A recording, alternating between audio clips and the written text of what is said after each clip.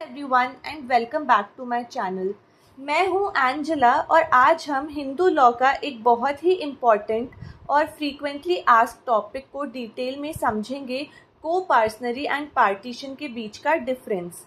ये टॉपिक सिर्फ CLAT, judiciary, LLB और यूनिवर्सिटी एग्ज़ाम्स के लिए ही इम्पॉर्टेंट नहीं है, बल्कि प्रैक्टिकल लाइफ में फैमिली प्रॉपर्टी डिस्प्यूट्स और इनहेरिटेंस मैटर्स में भी बहुत ज़्यादा यूज़ होता है।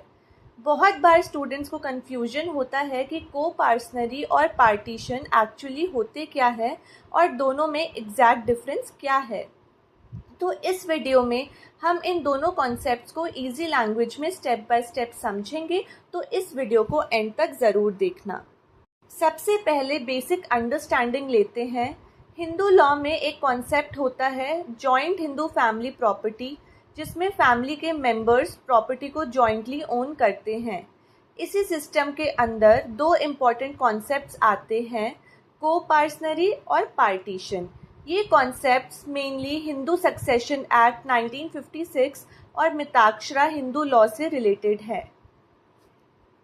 अब सबसे पहले समझते हैं को पार्सनरी। को पार्सनरी हिंदू जॉइंट फैमिली का एक स्मॉलर ग्रुप होता है।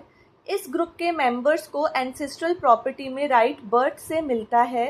सिंपल लैंग्वेज में अगर समझें तो जैसे ही एक बच्चा पैदा होता है वैसे ही उसका एंसेस्ट्रल प्रॉपर्टी में लीगल इंटरेस्ट क्रिएट हो जाता है, यानी उससे प्रॉपर्टी में राइट लेने के लिए किसी विल या ट्रांसफ़र की ज़रूरत नहीं होती है।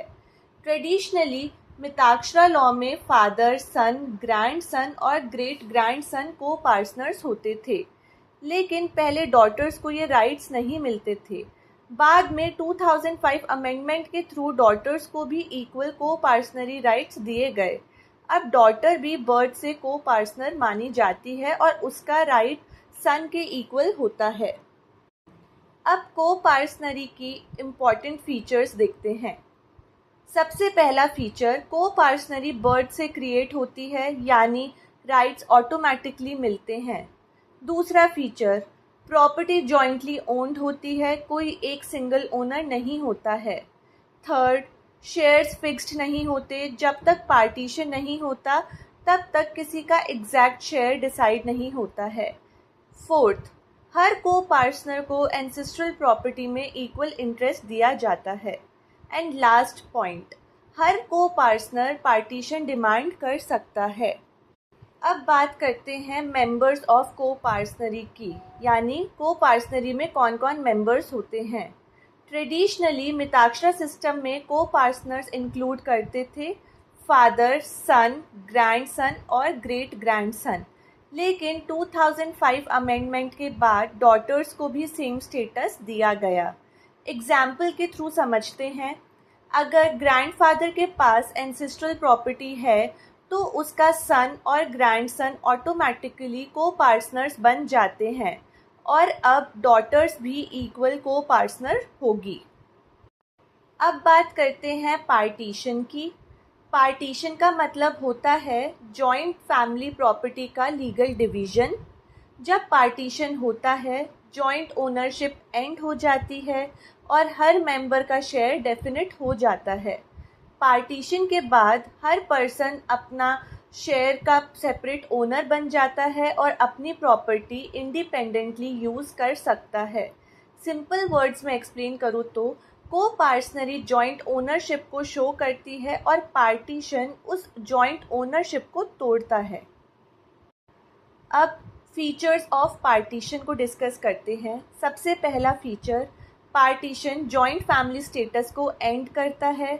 सेकंड, हर को पार्टनर का एग्जैक्ट शेयर फिक्स्ड हो जाता है। थर्ड, पार्टीशन ओरल भी हो सकता है और रिटन भी।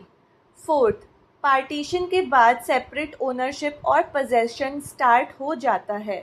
एंड लास्ट फीचर, पार्टीशन के लिए क्लियर इंटेंशन होना ज़रूरी है। अब बात करते हैं मोड्स ऑफ पार्टीशन की।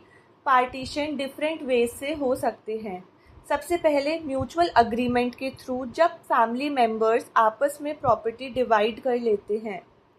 सेकंड, नोटिस के थ्रू, जब कोई एक को पार्टनर सेपरेट होने की इंटेंशन एक्सप्रेस करता है। थर्ड, कोर्ट डिक्री के थ्रू, जब प्रॉपर्टी डिस्प्यूट कोर्ट तक पहुंच जाती है। और कभी कभी आर्बिट्रेशन के थ्रू भी पार्टीशन सेटल किया जा सकता है। अब डिस्कस करते हैं डिफरेंस बिटवीन को-पार्सनरी एंड पार्टीशन। सबसे पहले, को-पार्सनरी का मतलब होता है एंसेस्ट्रल प्रॉपर्टी का जॉइंट ओनरशिप, जबकि पार्टीशन का मतलब होता है उस जॉइंट प्रॉपर्टी का डिवीजन। को-पार्सनरी बर्थ से अराइज होता है, मतलब बच्चे को प्रॉपर्टी में राइट पैदा होते ही मिल जाता है। वहीं पार्टीशन इंटेंशन या अग्रीमेंट से होता है। को-पार्सनरी में शेयर्स फिक्स्ड नहीं होते हैं, लेकिन पार्टीशन के बाद हर मेंबर का डेफिनेट और सेपरेट शेयर फिक्स होता है।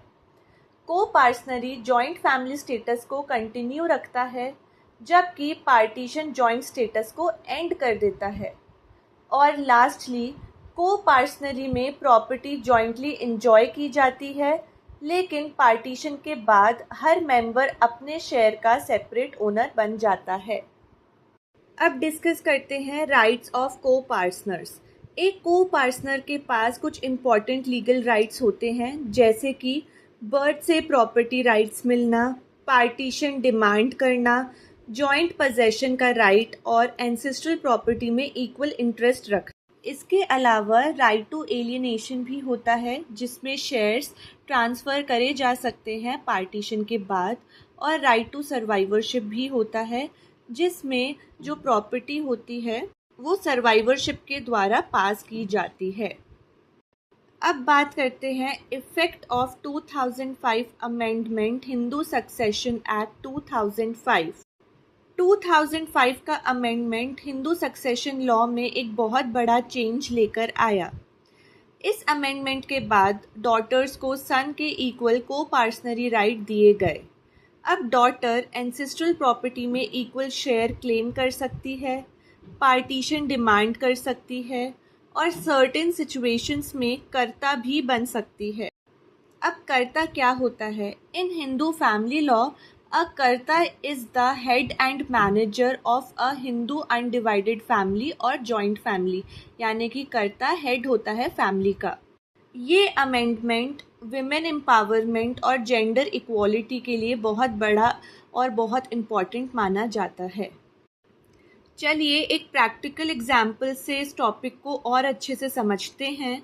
अगर ग्रैंडफादर के पास एंसेस्ट्रल प्रॉपर्टी है और उसके एक बेटे और एक बेटी के बीच में उसको डिवाइड करना है, तो पार्टीशन से पहले सबका जॉइंट इंटरेस्ट होगा, लेकिन जैसे ही पार्टीशन होगा प्रॉपर्टी इक्वली डिवाइड हो जाएगी और हर मेंबर का शेयर सेपरेट और डेफिनेट हो जाएगा।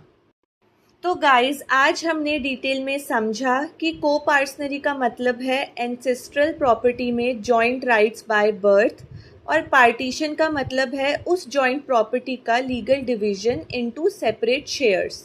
दोनों concept Hindu family property law का बहुत इम्पॉर्टेंट पार्ट हैं। आई होप आपको ये टॉपिक अच्छे से क्लियर हो गया होगा। अगर आपको वीडियो हेल्पफुल लगी हो तो लाइक, शेयर और सब्सक्राइब ज़रूर करिए। Thank you for watching.